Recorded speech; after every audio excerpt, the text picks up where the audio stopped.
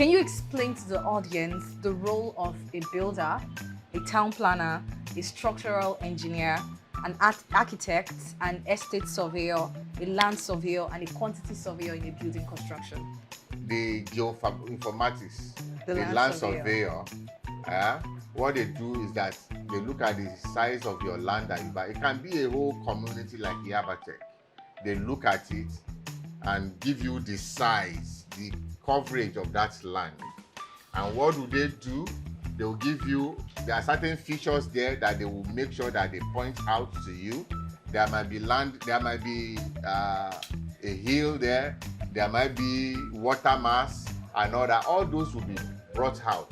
And of course, after that, it gives you the urban and regional planner comes in and takes that paper and begin to delineate them. Begins to, there is something they call zoning in planning.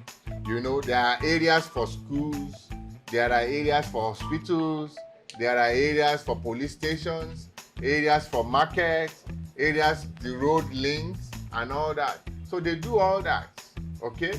That's the urban and regional planner.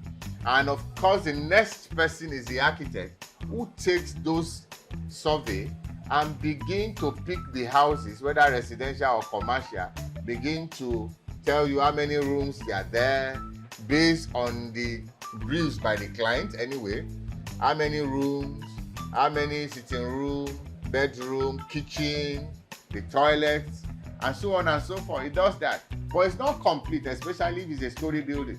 The structural engineer is brought in, the mechanical engineer is brought in, and the electrical engineer is brought in, which I consider the three of them with regard to them as one. On the same design of the architect. Of course, the architect is the one who conceptualized the project and all that. And so those three people comes in to perfect and complete the work of the architect, because without the structural design, the architectural design cannot fly. Okay? It does all that. What the structural engineer does is that it designs the skeleton, where the columns and how many reinforcement will be in the column, the slab, where we are standing on is called the slab. The elevated floor is called slab. The slab, of course, when you have concrete mass up, it cannot stand, especially if there is no reinforcement, it will come down under its own self-weight. Okay? And the reason for that is that you are making me to go technically. Let me go a bit technical for understanding. Now, reinforcement is very good in tension, but very weak in compression. Why concrete is very good in compression, but very weak in tension. So the two of them come together and complement the other. Are you getting me? And that's why you can see your slab standing. If there is no reinforcement there, it will come down under its own self-weight. And so the structural engineer designs the reinforcement details for it. I've told you about column, which you call pillar, and I've told you about beam. Okay? That's the work of. So the mechanical engineer, what he does is that he designs the lifts, the plumbing work, the elevator, and so on and so on. Of course, you should know by electrical engineer. We are enjoying the work of the electrical engineer with his lighting, the clear light you are seeing in this place, the fans, the fridge, and so on and so on. Now after that, who comes next? The quantity surveyor comes next. I've told you he's a construction cost accountant. He gives you an idea of how much your design will cost you ab initio. And when you have an idea that what you want to do will cost you so amount, it helps your planning. It helps you to be able to budget and begin to look at how am I going to raise the money. When you budget, part of it is for you to determine the source from which the money will come from. And after that, he finishes and produces what? The bill of quantities. He hands it over, and all of those drawings and the bill of quantities are handed over to the builder.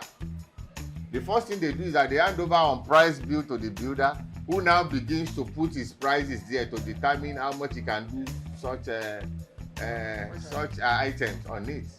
So after that, the builder now moves to sites. And I've told you all those documents produced are called contract papers. So they now sign. Of course, the bill of quantities, they use it to do tendering. Now I'm in the classroom now. They now sign and agree on the amount, the contract sum, and they move on. So the builder now moves to site. Is the one that goes to the site. It does the site clearance, okay, and does all his pegging and all that, of course, with the architect coming to inspect, because it's the architect that conceptualizes his design, so he knows, he has a mental picture of what he wants. So if there's any area that is not conforming with his mental picture, he corrects and say, no, this is a design. Are you getting me? He goes there. So the builder does all that. From time to time, all of them consultant comes in the project to see if the project is going according to how it has been planned. Okay? And who do they see there? They see the builder, who is the one in charge of the site. Are you getting me? They look at it and say, okay, this and all that. So along the line, I've told you that the builder too is trained to be able to see if there is an error on or two. So he will now bring it to he cannot change anything on his own because it's not his design. The builder is not a designer. I am not a designer. Are you getting me?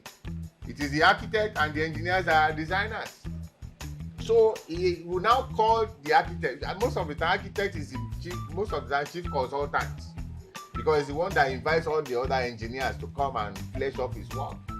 So you tell the architects that this is this and all that. Okay? And sometimes the architect also comes and changes design along the line. That's what we call variation. And of course, the builder enjoys that. When you vary the work, the builder will give you his build and all that. Do you understand? So it's beautiful. Then the next set of people, you now have who? The estate surveyor. The estate surveyor now comes in. After the work is done, he now looks for how much value can this property command for the owner. The one that concerns the estate surveyor mostly is value. That's why they are estate surveyors and valuer. Don't forget, I'm also one too. I'm a registered surveyor and valuer.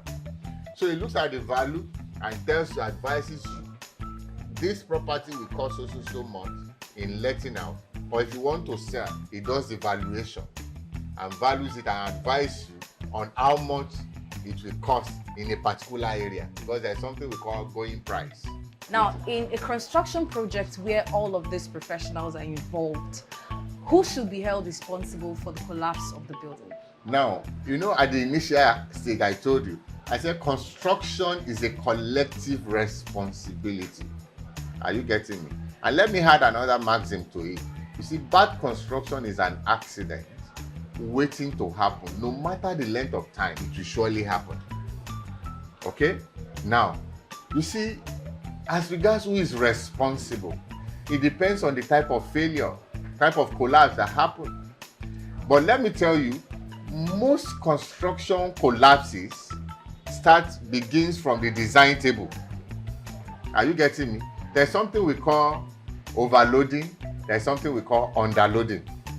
I don't want to sound too technical so that your audience can understand us. But the truth is that, you see, there's something we call sudden collapse and there's something we call gradual collapse. And there are two types of collapses.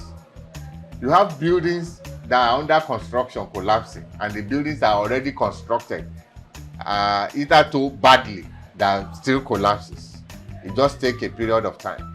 The one that is of even more concern is when you have a building under construction collapsing. It means ab initio there has been a problem. So the issue is that people that will be held responsible are when you trace your collapse from the design stage.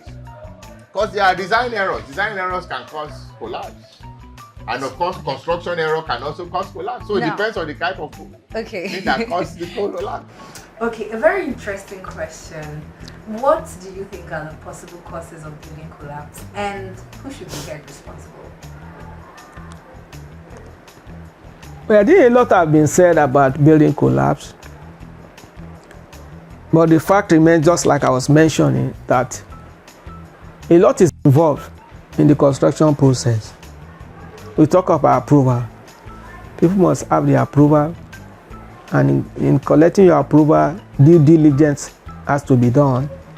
The relevant professionals that are supposed to be involved must have to do their job very well, and the approving officer agency too must critically look at all submissions before they grant approval. And then the aspect that really brings the collapse into being is the construction aspect of it. You know, like my guy would say, a building doesn't collapse on paper. It's only when people are translating it into its form that we have issues. And those issues are not supposed to occur at all if we allow professionals to do their work. You are a developer, yes, you have money, you are an investor. You are not an engineer, you are not a builder, you are not a mechanical engineer. Engage those who are qualified and give it to them. Let them do their work. Then you sit. Yours is to provide them with all the materials they need, anything they need, provide them for them, and then watch from far. Give them the full hand to do their job. The moment you engage qualified, experienced professional. No influence. No interference. Then people can do their work very well. And if there are going to be issues, they will be minimal. Because aside from engaging them, from the government side too, they also will do the stage certification. You know, so on the part of government, more people should be put on the job to be able to do that. Once we're able to do that, the collapse issue will be minimally reduced, will be properly reduced, and we'll just have few cases within our environment. So of all this type of branches of engineering that you have mentioned, which of them or how many of them or what are those ones that are concerned with building? When we're talking of building as a phenomenon, who are those engineers? We can say probably two. Okay. One, the major one is structural engineering, because that deals with the safety of the building, and the structure. You know, for example, like human body, you have in the bones. So you can say that the structural engineer is actually the bone of the building. So, you know, from the bones now you now have the flesh. So that makes that person look beautiful. So when you look at a building, for example, you have 5 major consultants. You have the architects that produce how the building will look like in terms of beauty, in terms of shape, in terms of whatever. Then you have the structural engineers that ensure that that building as put forward by the architect stands. And you can walk in and walk out and be safe. Then you have the electrical and mechanical. We call them services engineer. They make sure that you are comfortable. If there is need for AC, if there is need for lift, then those ones are there. Then there is light. So those are work of services engineers. Then you have the quantity surveyor, who make sure that the cost, there's no cost overrun. That's why you see that when they advertise for a project, we are going to build a stadium in Surulere, and the cost is so millions in those days, now billions. It's because somebody who is a quantity surveyor has actually worked and they find out the cost.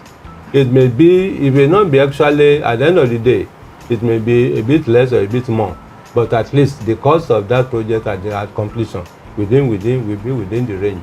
So those are the 5 consultants. If it's an estate, then you need a civil engineer that will make sure that the roads are in order. Well, apart from the town planner, who must have done the planning, you know, they do the layout of the various buildings, you know, I mean of the various areas, and then give the zone whether this area should be of bungalow or should be 2-story, or you can have a high-rise zone. You cannot have high-rise because plane is going through this area. Like in Ikeja, there's a limit to how much you can build in Ikeja because there is a flight zone.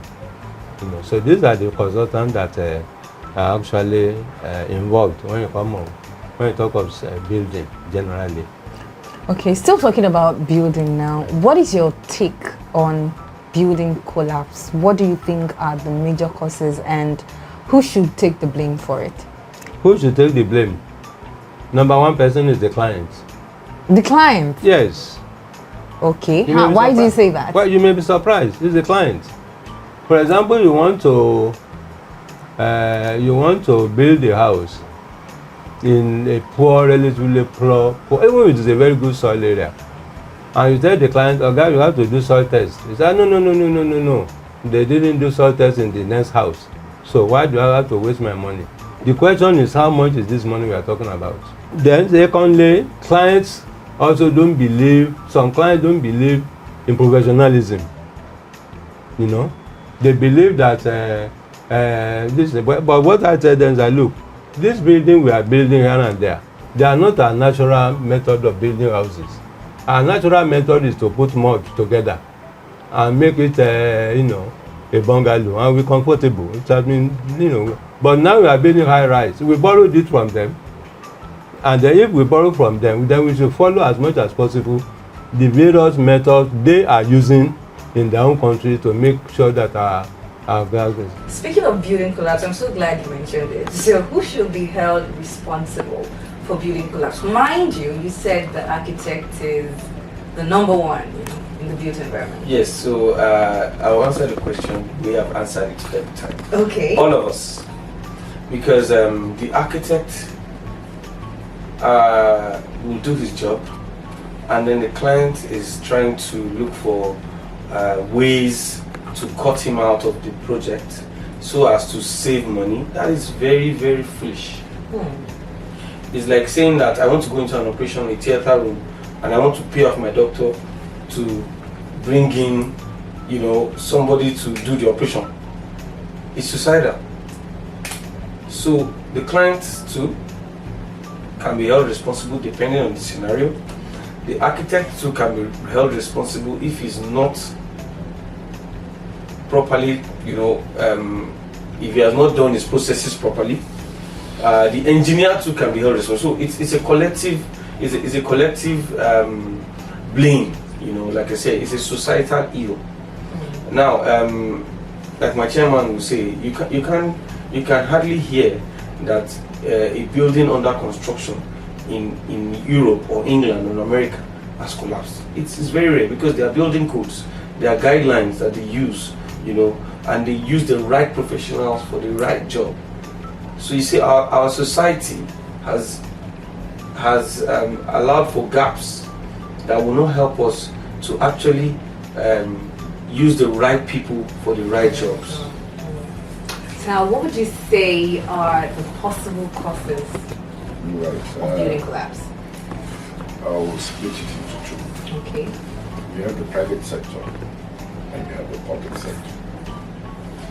Now, talking about the private sector, or talking about both the private and the public sector, we have 6 or 7 professionals in the built environment. We have the town planner, because the whole thing starts from them. In the sense that... Okay, are we Yeah, let me tell you why I said Okay. the whole thing starts. They do the layout, they plan the city in terms of, oh, fine, we'll have school here, we have hospital here, we have religious center here, we have residents here. And from there, it develops that, okay, this is a low density, this is a high density area, this is a medium density area. These are all town planners' role. And even with the architect, you'll assist because some of us has specialty urban design. How relevant is materials testing to building collapse in Lagos State? You see, building collapse is becoming a general thing in Lagos now. Almost everyday occurrence, every week occurrence, or every month occurrence. There are a lot of factors responsible for that. As a human being, we have a body, we have the eyes, we have the ears, we have the mouth, we have our hands, we have our legs. Every part has its function. I want to give kudos to the Lagos State government for initiating that agency, for creating that agency. Material testing laboratory, and they have actually been doing a wonderful job. They are very important to contribute to reducing building collapse in Lagos State. They have a very important role to play.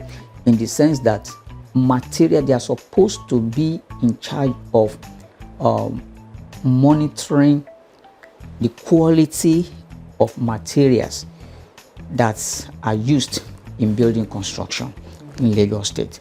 And so they have the right to go to a site, whether by invitation or either by their own initiative, to visit a site and check, test the building materials that they are using on that site.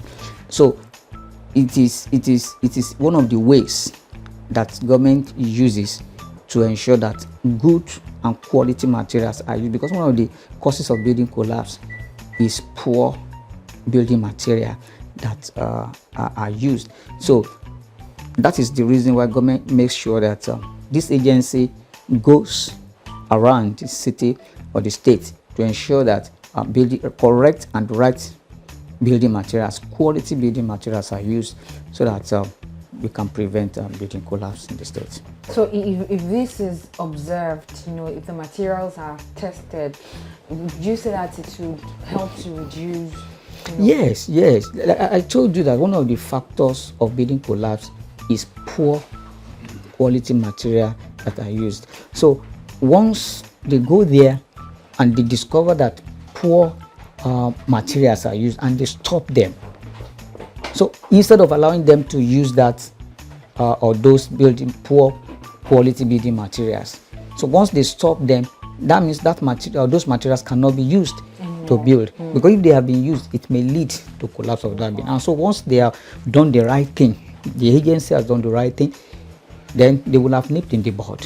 So another thing that I also want to use this opportunity to say is that that agency should work closely with Standard Organization of Nigeria and probably the customs, because some of these materials that come in from abroad, they need to be properly checked, assessed and monitored, and see that they fit in and they are good for construction in Nigeria. I have observed that there are some buildings that you can clearly see the red marks, the seals and everything, but work is still going on. What is it exactly with such kind of buildings? You see, Lagos is a very big city. The people monitoring are very thin on ground. Very, very thin on ground. I give an example, like Koshofe, as big as Koshofe, there are no more than 5 or 10 officers. They cannot go all over the places on a daily basis. It's not possible. That's one of the challenges. And when your building is marked, it's not that it is due for demolition immediately. Okay. It's one of the actions taken to make sure that the offender complies with the notice served. Because if they don't do it, some will just throw it away. So that's why they make sure that now they say, even when you want to place something, you should place it and take the picture. So that they will not deny that you don't serve notice. So when they mark it, everybody will say, no, this is an illegal development. So it's not every situation that what you marked is going to be demolished. Once you comply with the website demand of the planning authority, they will let you go to work. Wow. Yes. And you can have your building. You can have your building. Thank you for that, sir. The aspect of planning which most developers detest is the enforcement of the planning law. What measures do you think that government can put in place to ensure that developers apply and abide by the content of the planning permit?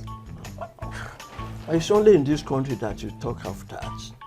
In other places, private sector developers see the planning agencies as those they should relate to, because everything is based on legality. But here, when people even come with applications for approval for 6 units, they go back and develop 10 units, 12 units. I think it's all, with due respect to some of the developers, it's all about our quick money syndrome. We want to make money as fast as we can. And also because some of us think we have immunity that nobody can do anything to me. And that leads to impunity. They think they are immune to regulations and all that. And therefore, seeing the man in the planning agency as just that man, not bothering about the responsibility he has. How can you tell me, are you this boy? Do you know me? All that. But once our planning officers are on the right side of the law, you will term the consequence. You don't care who that person is. But that person sees you as that small boy and say you can take things over your head. I think that's the greatest challenge. And what do I mean by that? The political will should also be there. Everybody praises El-Rufai for what he did in Abuja, in correcting the master plan for Abuja, demolishing houses and enforcing regulation. But Rufai was able to do it because Obasanjo gave him the support and said, go on, I'm here for you. If the president can tell that to a minister, if the governor can tell a commissioner, do it, I will take responsibility. And the commissioner tells his director of planning, go and do it, I will take responsibility. The director will be able to tell his supporting staff, do it. If anything comes, we take it to the commissioner. And I'm sure the commissioner will take it to the governor. They feel relaxed. If you can recall, the first building that was demolished, if I'm right, by El-Rufai in Abuja then, was the building owned by, I think, Colonel Ali, who was then the chairman of the ruling political party. So if he was able to do that, who are you to say I'm chairman PDP Ward 12, when the building of the national president was brought down? So all I'm saying is that apart from the need to take a look at our legislation, we still need the political support. Now, you mentioned something that's, leading me to this question. Oftentimes, you realize that development activities are influenced by affluent people in the society, like the rich man, you says, that can afford to build a 4-story building, and he did not follow the right procedures. So, because he is influential, monitoring officers cannot carry out their duties. So what do you think the government can do as a consultant planner to tackle this problem? Because if this continues, you see that we have an increase in the number of illegal development around us. So how can we tackle this problem and at the same time give officers freedom to operate?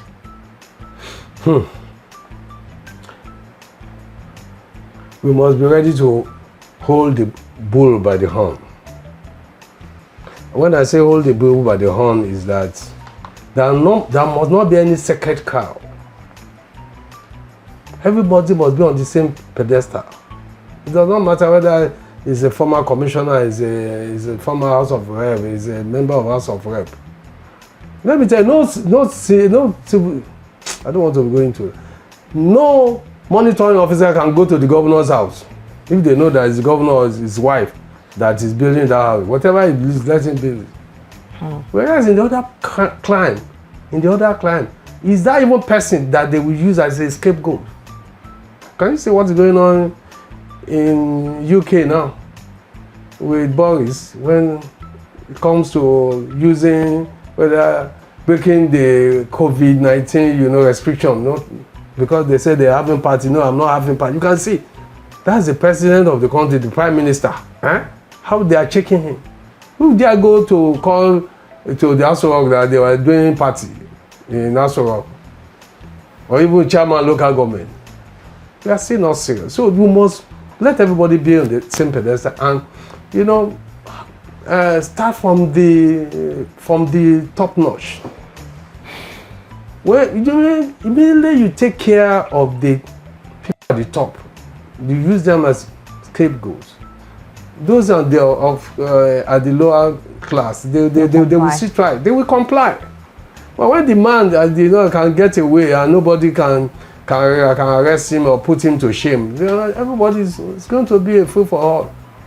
It's only you and me that are going to be made a scapegoat. So that's it. You must be ready to apply the law. That nobody's above the law. So, in summary, sir, to what extent would you say the Nigerian people comply to planning laws and regulations? Okay, but I would have to take it again that the level is very, very low. Very, very low. Why I say that is that because of the nature of my own background. When I see a building, I will know immediately whether it has approval or not. Wow. And in most cases, many of the buildings we see standing, they don't have approval. And I've also said the other time that one thing is for you to have approval, another thing is for you also to build what is approved.